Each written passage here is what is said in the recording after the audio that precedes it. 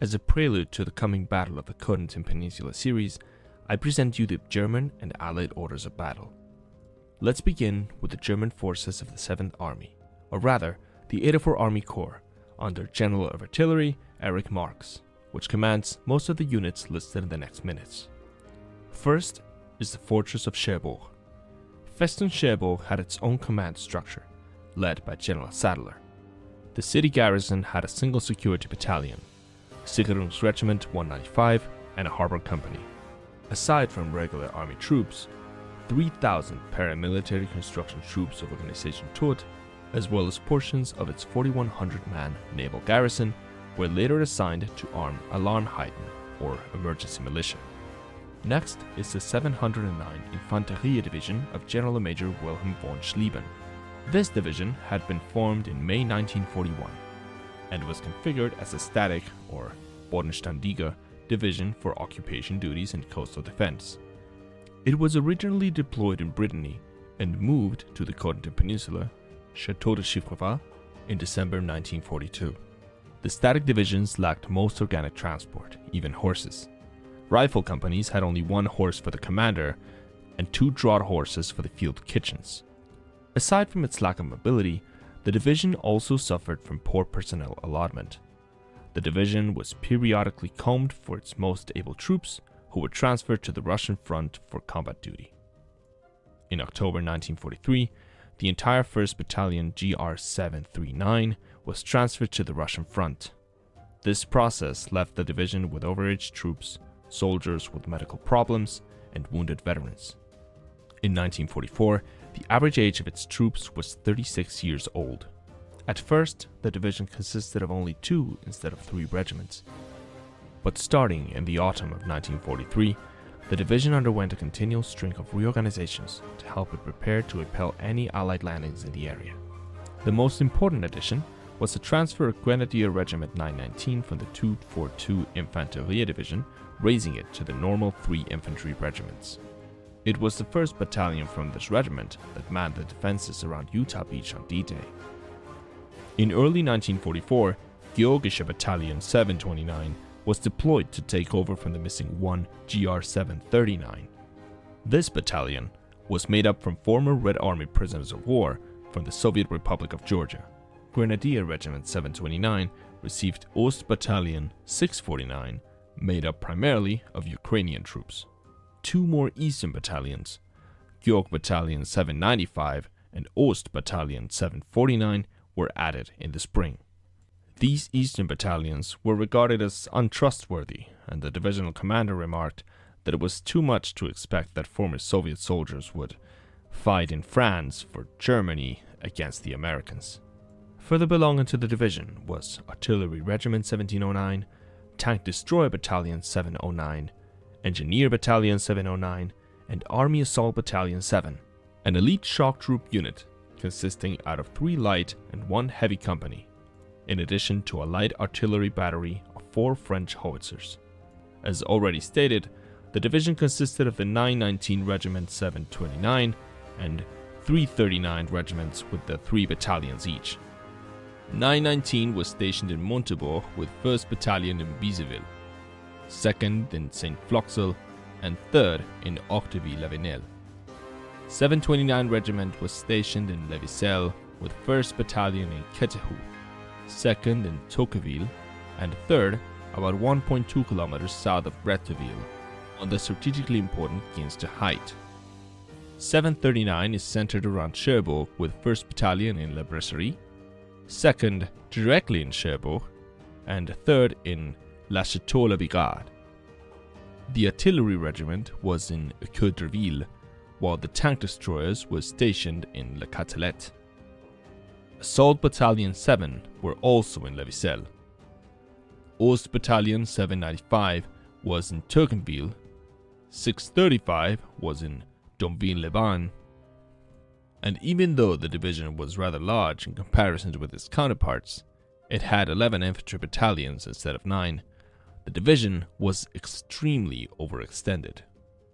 And as such, the next unit to arrive was the 243 Infanterie Division of General Lieutenant Heinz Hemmlich.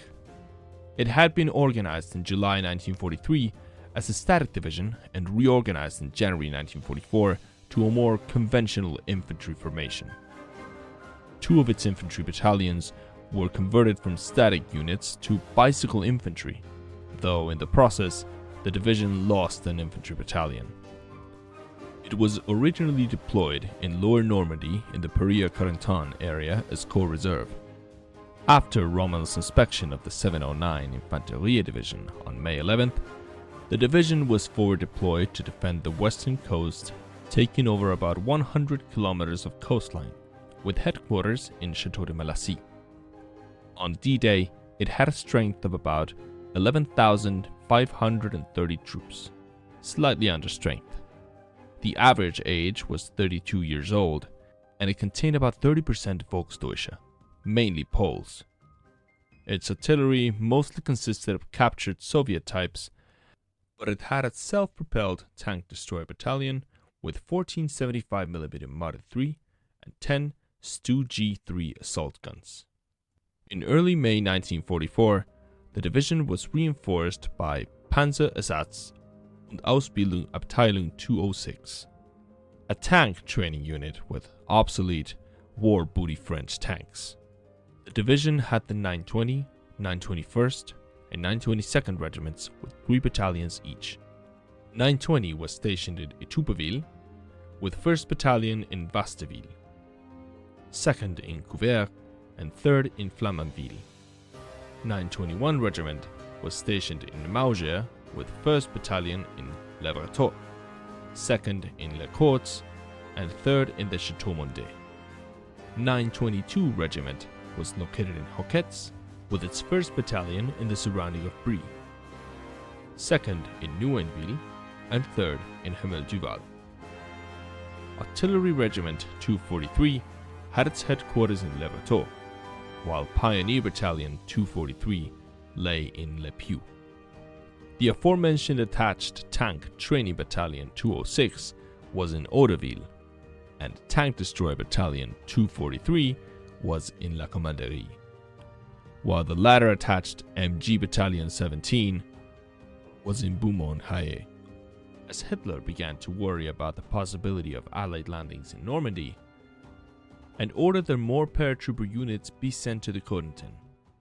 Instead, the 91 Luftlandedivision Division was transferred and arrived May 14, 1944. The 91 Luftlandedivision Division had been formed in January 1944 to take part in Operation Tanne, Fair Tree, and a bordered airborne operation in Scandinavia planned for March 1944. Unlike the Fallschirmjäger paratrooper formations, it was an army formation rather than Luftwaffe. Its configuration was somewhat similar to a Gebirgsjäger mountain divisions in that the equipment was tailored towards lightweight and portability. At the time of the invasion, the partially formed division was under strength with only 2 infantry regiments and a single Fusilier battalion, and numbered around 7,500 men.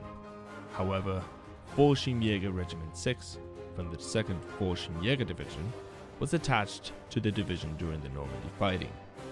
Major von de Heete of FJR 6 considered that the combat efficiency of the 91 Luftlandedivision Division was poor, especially compared with his elite Luftwaffe troops.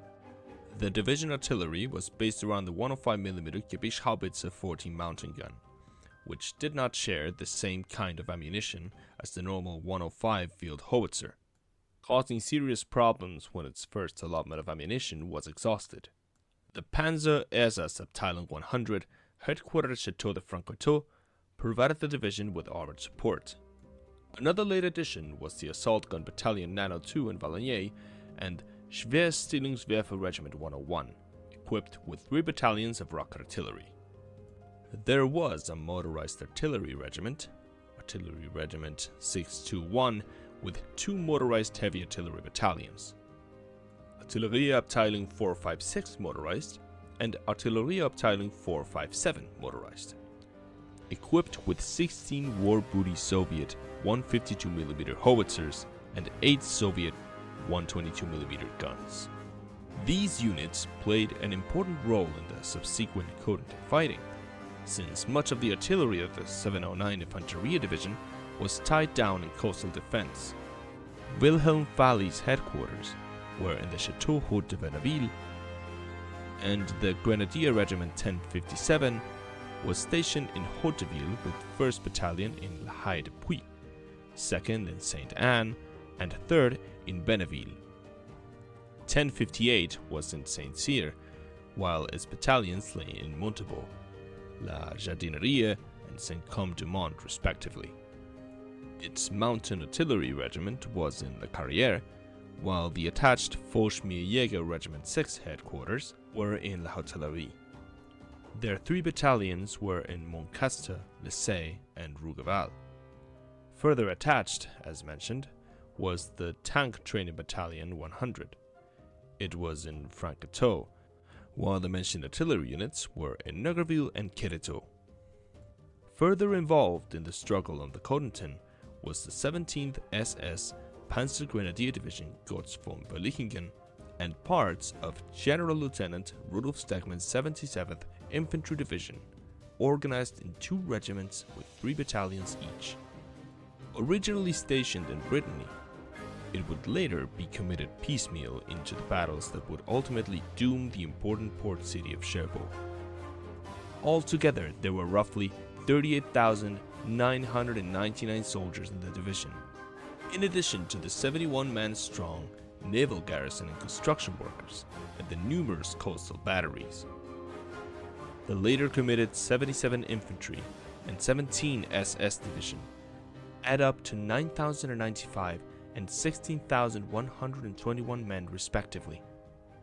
The defenders of the Cotentin had on paper 92 tanks available and a great variety of artillery pieces, though a lot of them would be lost only hours into the invasion, due to the fact that artillery wasn't allowed to be kept in reserve, and many guns would therefore be captured by the paratroopers. As far as the German Navy, the Kriegsmarine, is concerned, they made only few noteworthy appearances over the course of the battle that will be addressed in the upcoming series when the time is right. Same thing with the mass of coastal artillery units that were present on the Cotentin. Luftwaffe presence in the area was modest, with only 2 airfields at the Ville and Lessay, neither of which had any fighters in June 1944. In general, the German presence on the Cotentin may seem to be adequate on paper, but as you will see in the series, combat strength is not always combat efficiency, and the complete lack of air power, as well as difficult chain of command, and many other factors, made an effective defense on the peninsula almost impossible. And now let's take a look on the American 7th Corps that will command the Allied forces in the upcoming battle. The US units taking part in the initial landings contained the 2 best light infantry divisions in the army, the 82nd and 101st Airborne Divisions, each with 4 regiments, 3 PIR, and 1 glider infantry. The 82nd Airborne Division had already seen combat in Sicily and Italy, though in June 1944, more than half of its paratroopers were replacements. Normandy was the first combat jump for the 101st Airborne Division, but like the 82nd, it was formed on the basis of volunteer troops and had exceptionally thorough training. In addition, its officer ranks were stiffened by transferring veterans from the 82nd Airborne Division. Both were elite units in the true sense of the word. The 4th Infantry Division had been reactivated in 1940 and at first was equipped as a motorized infantry division. This concept was eventually dropped, and the division reverted back to a conventional organization in August 1943, prior to being sent to England. While Bradley had insisted on using at least 1 experienced division in the assault at neighboring Omaha Beach, Utah Beach was viewed as a less demanding mission. Nevertheless, it required the use of a well-trained and ably led division, and the 4th Division was chosen. In the build-up immediately after D-Day, 3 more infantry divisions, each with 3 regiments, were gradually injected into the Cotentin fighting. The 90th Division was based around National Guard units raised in the Texas-Oklahoma area, hence its nicknames Tough Hombres. It developed a bad reputation in Normandy due to poor leadership, which in turn led to poor training. It went through a series of leadership changes, and by the fall, the problems had been largely corrected. It fought with distinction with Patton's Third Army in Lorraine in September 1944. In contrast, the 9th Division was widely regarded as one of the Army's best infantry divisions, with previous combat experience in North Africa and Sicily. It would play a critical role in the capture of Cherbourg. The 79th Division was activated in 1942 and shipped to Britain in April 1944. It was a fairly typical US infantry division with good training and leadership. Further attached were the 6th Armor Group with the vital 70th and 746th Tank Battalions.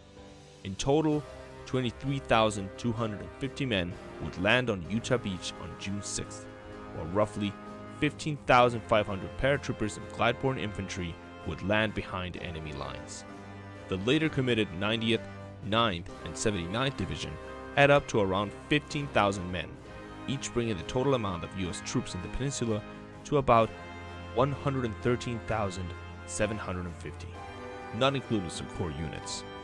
As a conclusion, it needs to be mentioned that one of the most significant Allied advantages was the availability of continual air support. At this stage of the war, cooperation between ground and air units was still in a formative stage, and did not come to fruition until late July during Operation Cobra.